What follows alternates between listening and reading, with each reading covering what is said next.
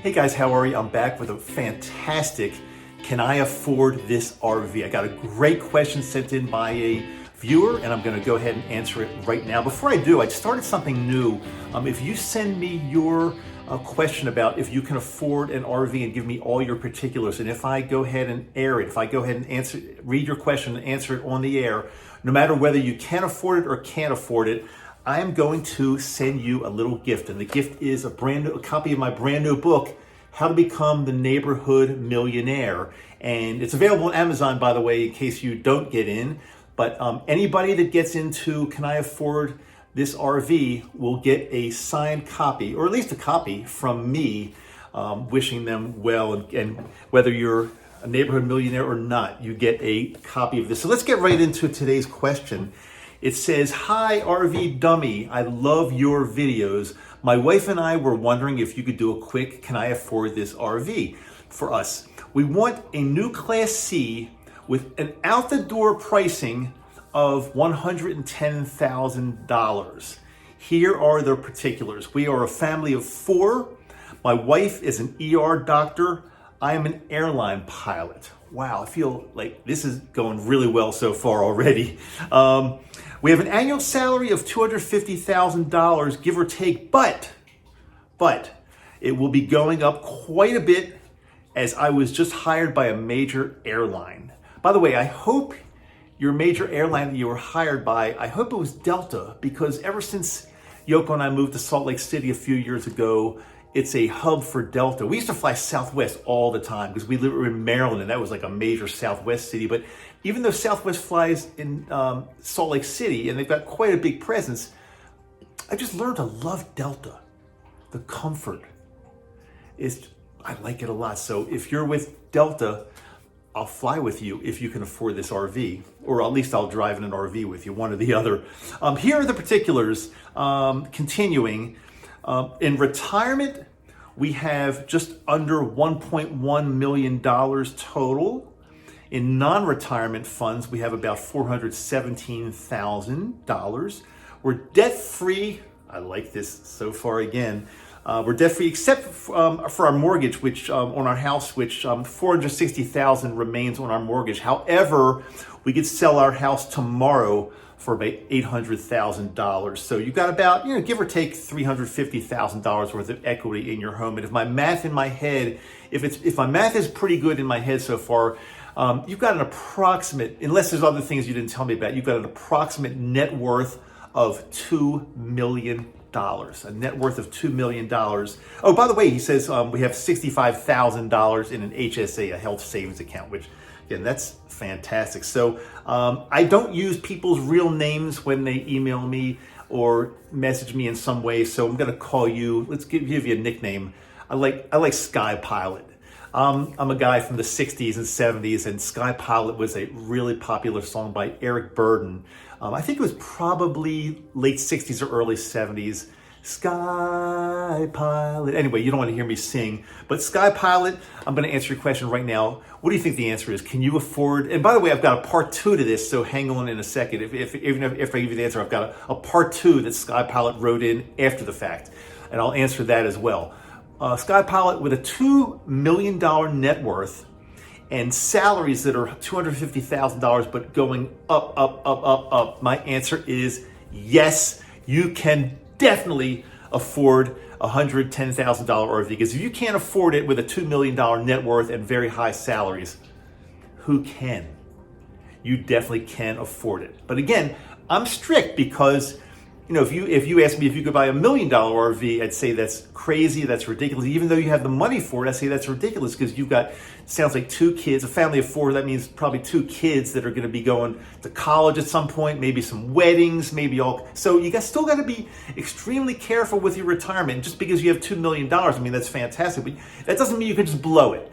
But so you're being very wise by asking this question. I can tell you're not only frugal, but you're very careful, and you ask good questions, and you're great, fantastic savers. I appreciate the questions. So let's get right into it. So yeah, Sky Pilot, send me your address by email, and I'll go ahead and mail you a copy of my latest book, How to Become the Neighborhood Millionaire, which you already are, but I think you'll still be very interested in this book. So Sky Pilot messaged me after the fact, and he said there's one more thing he forgot to say. He says, as of last year, we had never done any RVing, so a good friend of mine let us borrow his 2019 Jayco Class A motorhome. Let me tell you something. That's a good friend. That's a good friend to let him let you. You used it for about 4 months. I don't think I have any friends that would let me use a Class A motorhome for 4 months. But on the other hand, I don't have any friends that have Class A motorhomes. So what can I say? We used it 4 months. We went to tons of different campgrounds. We absolutely loved it. We had a great time. The kids loved it and were great little campers. The learning curve was steep at first, as in any new hobby, I suppose, but we're quick learners. Quick learners? You're a pilot. You can fly a plane in the air with 100 plus people on it. I think you're good enough to drive an RV, and your wife is an ER physician. She's saving people's lives and fixing people all day long. I think you guys can clean a black tank out. I think you can. So after we turned that Class A back in, we rented a new Class C for about 2 weeks. It gave us the opportunity to realize that first off, we really enjoy this lifestyle, and we need to seriously consider the possibility of owning one, buying one, as well as narrowing it down with what type, size, brand, floor plan, etc. we'd be most happy with. So we've got that new Class C in mind. The price point is $110,000 to $120,000 right out the door. And he says in parentheses, assuming we can afford it. But I gave you the go-ahead. You can definitely afford this. There's no question in my mind you can afford this.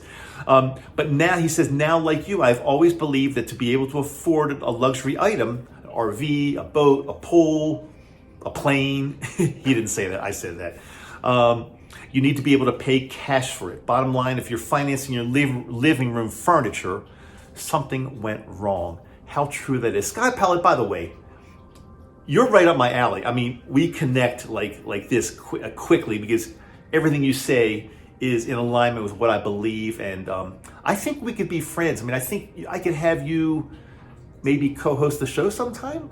I just have a feeling. I think we could do more together. I just have that funny feeling. We've never met only by email, but I like you a lot. But he says, but I struggle with is paying cash for even the right move, even if you could pay cash for it outright, which you can, and I want you to. What if in 4 years you're not as excited about this and it's not being used?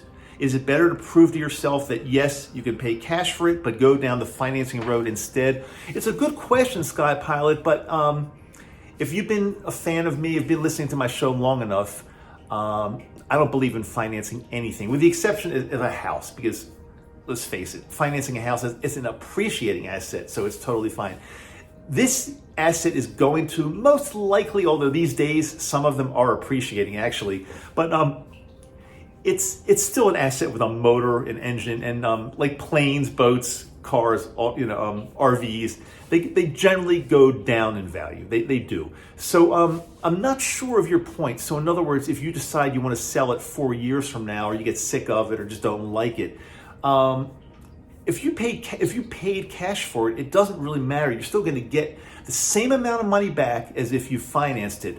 The person that's buying the vehicle or the RV, it makes no difference to them whether it's financed or whether you own it outright. I mean, you still got to, if you finance it, you got to satisfy the lien, but it doesn't change anything in the equation. So I still believe, and by the way, I think you're going to love this lifestyle. From what you've told me already, it's for you, it's for your family. It sounds like you guys are going to be great at this and enjoy it for a long time to come.